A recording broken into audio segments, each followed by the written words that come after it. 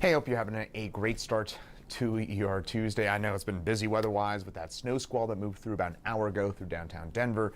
That is now over and done with, but could still be talking about some snow across the eastern part of the state and the southern part of the state as we head through the rest of the day today. I think we're pretty much done with the snow here in the metro area. Let's get into those details on your forecast. I'm 9 News meteorologist Chris Bianchi. And again, certainly a very busy morning. We picked up a dusting to about 2, maybe 3 inches of snow across the metro area with that band of very, very heavy snowfall, a classic snow squall. If you don't know what a snow squall is, don't worry. I'm going to get into details about what that is and why a lot of people might be confused about the term. It's a relatively new one. So let's start things off, though, by taking a look outside, where this visual an hour ago, you wouldn't have been able to see those apartment buildings at the bottom of your screen.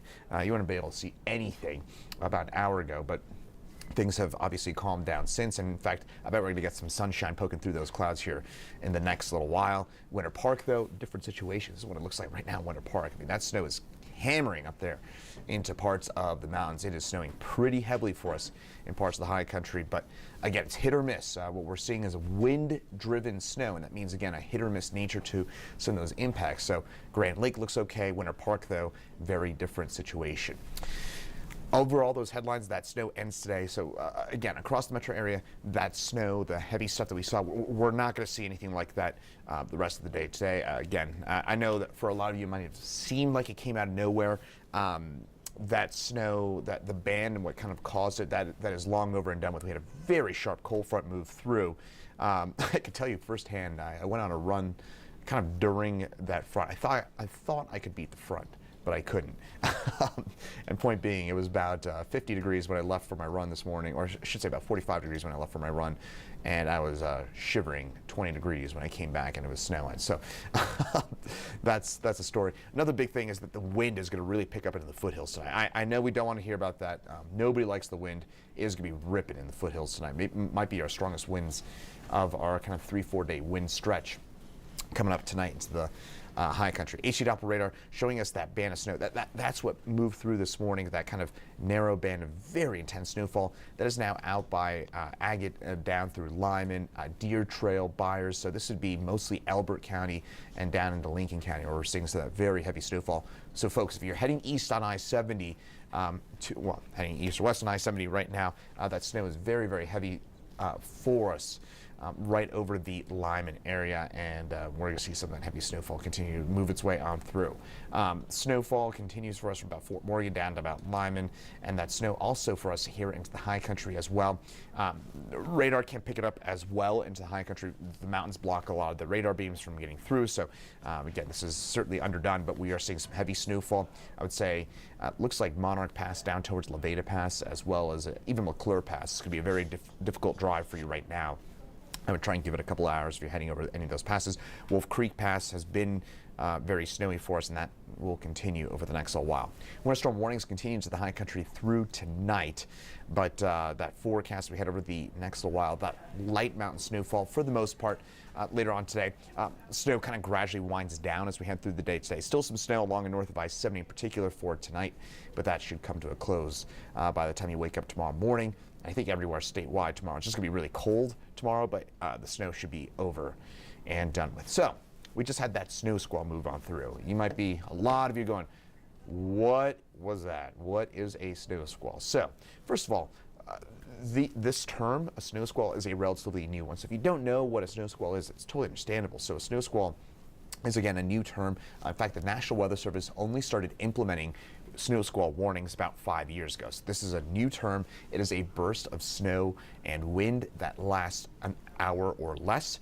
Think of like a thunderstorm in snow version. That's the best way, in my opinion, to describe a snow squall. It can create blizzard-like conditions like what we saw this morning at the airport. They had less than 1/8 of a mile visibility during the core of that snow squall, and it makes travel just extremely difficult. That's the real takeaways. When you hear snow squall, what you should think is don't get on the roads. That's the overall kind of takeaway action item that we would really like people to kind of take away from a snow squall. Again, think of a thunderstorm in snow version. Makes travel extremely difficult. Visibility right now way better, but I mentioned earlier on this morning we had under an eighth of a mile visibility at the airport. I mean, they had all. I mean, the airport's still a total disaster right now. They had a ground stop earlier on. All sorts of delays, cancellations at the airport right now. We've got more on 9news.com about some of those airport-related impacts. Still pretty gusty for us in the foothills right now. And those winds will probably only pick up tonight for us into the foothills, unfortunately. But today, during the day today, should be relatively calm in terms of those winds. Breezy, light, still some wind, but not as bad as it was yesterday and not as bad as it was this morning. But then the wind picks up tonight in the foothills. I'll show you that in just a second. Southern Colorado, high wind warning until 5 o'clock today. And as I mentioned, that wind for us here across the metro area, still be windy today, but those winds really ramp up tonight. Notice some of those 50-plus mile-an-hour gusts, and we might be talking about some 60 to 70 mile-an-hour gusts late tonight into the foothills. In Denver, those winds probably not quite as intense. We're talking about 30, 35 mile-an-hour winds for us late tonight, early tomorrow. And then tomorrow, those winds do back off. That's the good news. Current temperatures, I don't know if you can pick out that cold front. Yeah, not too hard. You don't need a meteorology degree to figure out where that front is. Right between Colorado Springs and Pueblo. And Springfield, 70 degrees right now. Lamar, 46. Looks like maybe the front just moved through. But yeah, that if you're joining us from Pueblo, enjoy the spring-like warmth for the next few minutes while you've got it, because literally you wait 15 minutes and the weather is going to change dramatically. Today, temperatures top out low 40s. We've already hit our high for today. Flurries possible for the rest of the day today. We're really pretty much done with the snow. Across the metro area, could get some flurries, little or no additional accumulation tonight. Drop back in the upper 20s. Windy for us in the foothills. That's our main takeaway for tonight. Breezy tomorrow. Highs in the low 50s for us here in Denver. Highs a few degrees above average. Our average highs in the upper 40s this time of year will be in the low 50s for tomorrow. And that 7-day forecast, we're really going to be out just on the warm side for the next few days. And then a good chance for some snow for the weekend and early next week. Still too early for details on that, but definitely a chance for at least some snow with that next system. Mountains, by the way, pretty big snow. Looks like it's coming up for us for next weekend. But for the weekend, Sunday in particular. But here in the metro area, it looks like we're not going to get a ton from that next storm. That's the way it looks right now. 24-hour snowfall reports. We haven't gotten any from the metro area yet. I haven't seen any official ones yet. We'll get those to you as soon as we get them. But in the mountains, we picked up about 5-6 inches overnight in some of our southern and western mountains. And I can tell you what, these observations were taken about 5-6 o'clock this morning. So I can just tell you that these are way higher for us, the I-70 mountains. Trust me, you got more than a couple inches up there into the I-70 mountains right now, and you'll pick up some more through the rest of the day today. Snowpack about 94% of season to date average, but this number all these numbers are going to tick up with our most recent storm, and we'll kind of continue to add to those totals this weekend. So top line takeaways, Denver, I know we had quite the intense blast of snow this morning. That is over. The heavy snow is over. We may get some flurries the rest of the day today. The accumulating stuff over and done with. It's just kind of cold and then windy for the foothills tonight.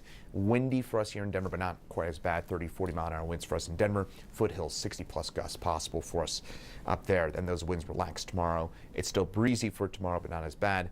Highs in the low 50s, and then it's in the 60s for Thursday, Friday, and Saturday. So we got some much warmer temperatures ahead, and then our next storm Sunday and Monday. More details for you coming up at 9 News at noon and 2 p.m. here on 9 News Plus.